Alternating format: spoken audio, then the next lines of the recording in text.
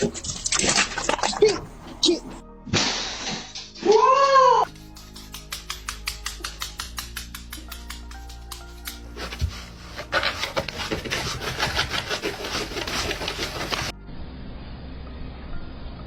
are you doing?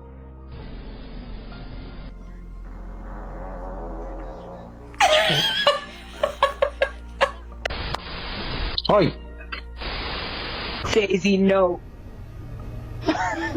I get asked a lot what my process is with matted dogs. This is Bear and she's not matted, but let me explain my process. When a dog with longer hair comes in, I always feel them to see if I can feel any Oh,